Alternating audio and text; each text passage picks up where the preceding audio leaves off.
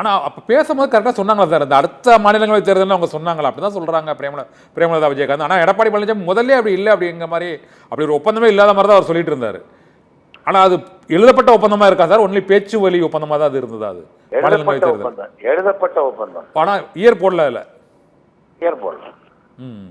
Year போடல. இப்போதைக்கு அப்புறம் தேமுதிகங்கிறது இப்போ எந்த கூட்டணியும் இல்லை, அது கூட்டணியை பற்றி இனிமேல் தான் அறிவிக்கணும், அப்படி எடுத்துக்கலாமா? அது பொதுச்செயலாளர் முடிவு பண்ணுவாங்க சார். பொதுச்செயலாளர் முடிவு பண்ணுவாங்க. பொதுச்செயலாளர் தான் முடிவு. ஆனால் இன்னும் இப்போதைக்கு இல்லை, ஏடிபி கூட்டணியில் இல்லை.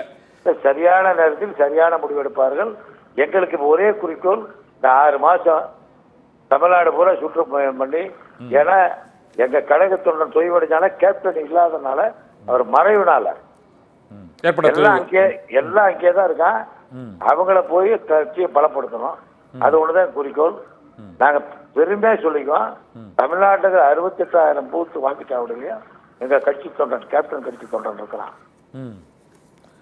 அதனால அந்த பணியில தீவிரமா இருக்கும். இல்ல அது மாற்று கருத்து இல்லை. ஆனால் இப்போ 2 கூட்டணி இல்லாமல் தனித்து போட்டியிடுவதற்கான வாய்ப்பு இருக்கா சார்? தேமுதிக ஏற்கனவே 2005, 6 அந்த 2011 வரை அப்போது அந்த தனித்து போட்டியிட்டு அந்த தேர்தலை சந்தித்தார் விஜயகாந்த். இப்போ மீண்டும் அத்தகைய சூழ்நிலை உருவாவதற்கான வாய்ப்பு இருக்குதுன்னு நினைக்கிறீங்களா சார்?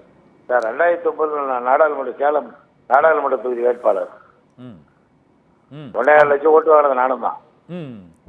2011 கேப்டன் எதிர்கட்சி தலைவர், நான் சட்டமன்ற எதிர்கட்சி துணைத் தலைவர். ஆமா. அதனால அதுக்கு அப்ப கேப்டன், அதாவது அந்நியார் கேப்டன் எந்த மாதிரி பயணித்தாரோ அதே வழியை பின்பற்றி தான் அந்நியாரர்களும் சென்று கொண்டிருக்கிறாங்க. அதனால நாங்கள் பணி எல்லாத்துக்கும் முன்னால ஆரம்பிச்சோம். அடிப்படை அச்சுவாரம் எல்லாம் நடந்துகிட்டு இருக்குது. அதெல்லாம் அந்த நேரத்துலன்னா ஏன்னா தொண்டன் மிகப்பெரிய அந்த மாநாட்டில் வழக்கமா வச்சிருந்தார் கேப்டன். இப்ப அந்நியாரம் மாநாட்டில் அறிவிக்கிறான்னு சொல்லிருக்கிறாங்க. அது நல்லது தானே. அப்பதான் தொண்டன் உற்சாகமா இருப்பான்.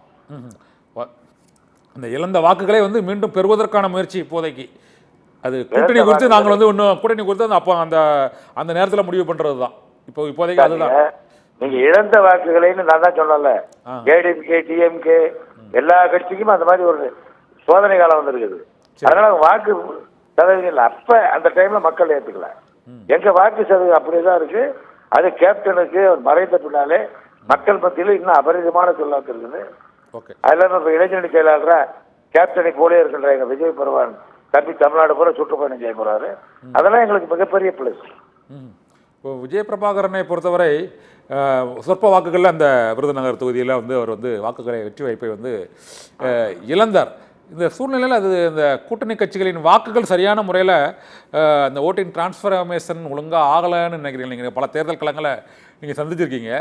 இருந்தாலும் அந்த கூட்டணியில் இருந்த போதிலும் அந்த இழந்தாருங்கிறத விட இழக்க வைக்கப்பட்டார். அதான் உண்மை. குறைவான வாக்குகளை அவர் தோல்வியை அங்கே விருதுநகர் தொகுதியில் சந்திச்சாரு. அதனால 4300 ஓட்டு சார். ஆமா. 1500 பூத்துல ஆவரேஜா ஒரு பூத்துக்கு 3 ஓட்டு கொடுத்தா 4500 ஓட்டு. அது இழக்க வைக்கப்பட்டார். இழக்கல நாங்க ஓட்ட. இலக்க வைக்கப்பட்டதுன்னு அது யாரு காரணம் நினைக்கிறீங்க சார்? கூட்டணி கட்சிகளே காரணம் நினைக்கிறீங்களா அல்லது அதை நடந்து முடிஞ்சு போச்சு? அதை சொல்லி என்ன சார் ஆக போகுது? நடந்து முடிஞ்சிருச்சு. இல்ல அதனால சொல்றேன். அந்த கூட்டணி கட்சிகளோட வாக்குகள் டிரான்ஸ்ஃபர் ஆகுதுல இன்னும் அந்த சிக்கல் இருக்கிறனால தனித்து போட்டியிடுவதற்கான ஒரு சூழ்நிலையும் அதுக்கான வியூகமும் அமையுமா 2026 ஜனவரியில் அறிவிப்பீங்க? ஜனவரியில பொதுச்செயலாளர் அவர்கள் தொண்டர்களுக்கு கேட்கின்ற லட்சக்கணக்கான தொண்டர் கூடுகின்ற அந்த மாநாட்டில் அனௌன்ஸ் பண்ணுவாங்க. அது கேப்டனுடைய வழக்கம். அதே பாணியில தான் அந்நியார் தான் அனௌன்ஸ் பண்ணிருக்கிறாங்க. கண்டிப்பாக நல்ல ஒரு வியூகமாக இருக்கும். அதனால எங்களுக்கு அது சந்தேகமே கிடையாது.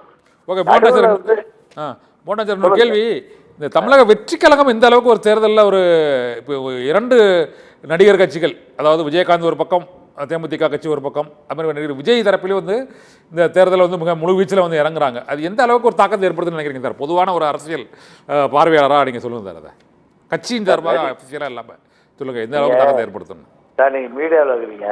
ஆமாம். நடிகர் விஜயகாந்த்ங்கிறத விட கேப்டன் விஜயகாந்த், வள்ளல் விஜயகாந்த், மக்கள் தலைவர் விஜயகாந்த், புரட்சி கலைஞர் விஜயகாந்த் மக்கள் மத்தியில் இறங்கி ஓடுனார் சார். ஆமா. எவ்வளவு ஹெல்ப் பண்ணிருக்காரு.